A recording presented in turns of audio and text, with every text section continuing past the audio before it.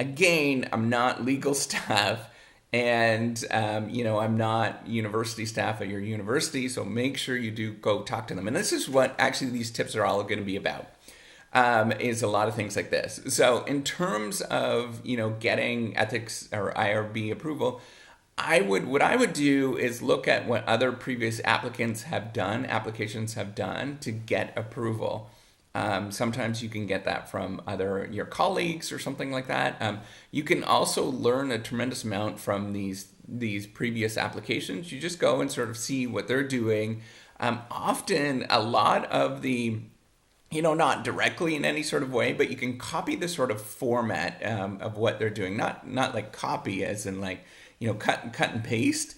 But what you can do is look to see at what they are doing and sort of what they are recalling in these previous applications and sort of mimic it as much as you possibly can. That's a better word, is mimicking of what people have done in order to get a successful application. It really does help in terms of getting through. It's just like anything like this, right? To get NIH funding, for example, or any of those, just granting agencies. You often have to look at a lot of previous applications to get through to see what they're looking at on their side. And that's why it's really important. And you're just kind of looking at the sort of wording of what they're choosing to say and the sort of general description in order to get through, in order to make your life easier. The other thing is, and so this is the second thing, is give yourself a tremendous amount of time. So IRB staff, absolutely wonderful at my institution, absolutely wonderful at most institutions, but they just have a lot of stuff going on.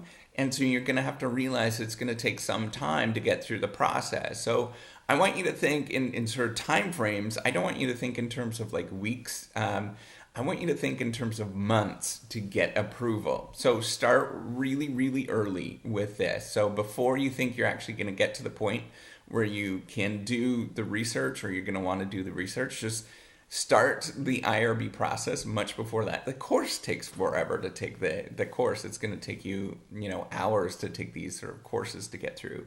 So just make sure that you give yourself plenty of time. Start early and plan for that.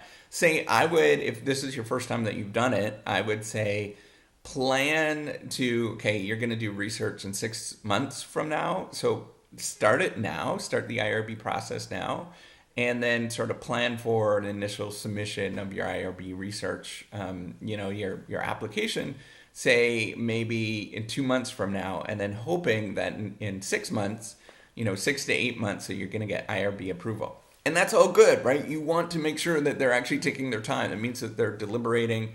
They're really, really thinking about this, and they're thinking about everybody else. It's not just you. It's thinking about everybody else at the university or the research institution that you're at. So be really, really accommodating with that and make sure that just give yourself lots of time. That's all I'm saying. The third thing, and this is kind of like general good research protocol anyways, is look for ways to minimize contact with the IRB altogether, right? So I'm not suggesting don't go and do sketchy things with the IRB and stuff like that. That's not what I'm saying. I'm saying follow the protocol, but what I want you to do is look for ways to do research that is easier and less invasive, less risky, that sort of makes people less uneasy.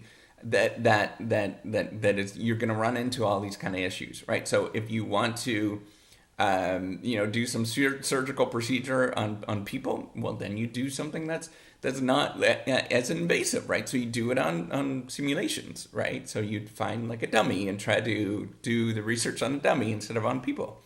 Like a dummy, like a plastic dummy.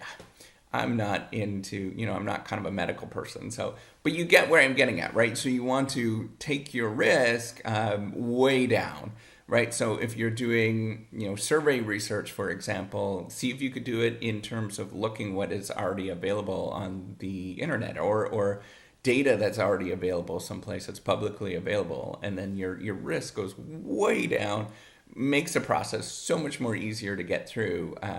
It's typically, as the risk goes up, the sort of more pushback, the longer it's actually going to take to get through IRB, the IRB process. And that is good.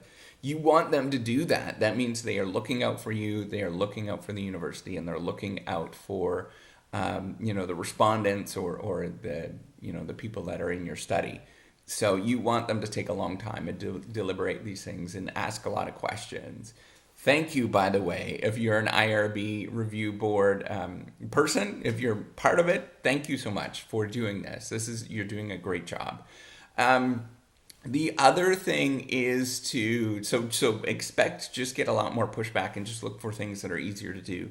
The other thing is, if they are taking a long time, sometimes there's administrative stuff that's going on. That's just like everywhere, right? That there's administrative stuff that's going on, or administrative problems, that they're changing protocols, that, especially in this day and age, in the last, 5 to 10 years, there's been a tremendous push in terms of ratcheting up the, what we're doing in terms of research. It's getting a lot better.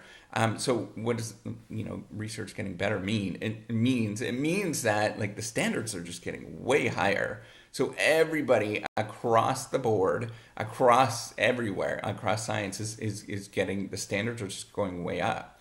And so just expect that, as standards go up, they have to, on their side, they have to implement new standards, new quality control processes, really take a deep dive into their organization to make sure that they're getting stuff done properly and effectively. So then just expect that it's going to take a long time. And if it's taking a long time and you think it's like way too long, so you expected it to take 4 months, like at your university, it's like normally 4 months, and they're taking 6. So 5 months, that's kind of air. But if it takes 6 and it's normally 4 months, contact them and figure out what is going on, right? Like ask them what's going on. There might be some things that has just gotten lost in the mix. It's happened to me before where things have just gotten lost because of some administrative thing that's happened. And then just put a little bit of, be nice, but a little bit of pressure on them. Just be, just ask them when you ask them just, what's going on with the application, and I'm just inquiring about the application, and that's just it. Like puts enough pressure on them, and then see what they respond, and then just keep being nice, but at the same time sort of ratcheting up the the how much you're actually contacting them, and sort of badgering that particular individual or group. Usually they're really nice. They're just wonderful human beings. So expect that, and expect that they're probably going to try to be accommodating and get your research done as quick as possible. But just, work with them. Don't be adversarial. That's what I'm suggesting, is really what I'm trying to get at, is don't be a jerk. Contact them, be nice, and really work with them in terms of getting the thing done. And then that's the 6th thing that I want to point out. But yeah, that's 6. Is make sure that if they have questions, so they're inevitably every single application, it's always going to come back to you, and they're going to have questions. They're going to say, well, what about this? What about that? Make sure that you've answered all their questions as quick as you possibly can. And when you get those questions, just go through and respond to them, send it back to them, so that nothing's waiting on your desk. And that you are getting the process as quickly as possible done. And the other thing that happens too is once it gets to them, or once it gets to you and you kind of like push it away, then they forget about it. So if you can keep it prompted in their mind, it can get through a lot faster. So that's the things that I would do. Again, nothing here is like, oh my God, he's telling some crazy thing. In terms of, doing unethical things or cheating the system, that's not what I'm saying at all. I want you to do it as legitimately and openly as possible. Oh, no, I forgot one thing. I missed the 4. I thought so.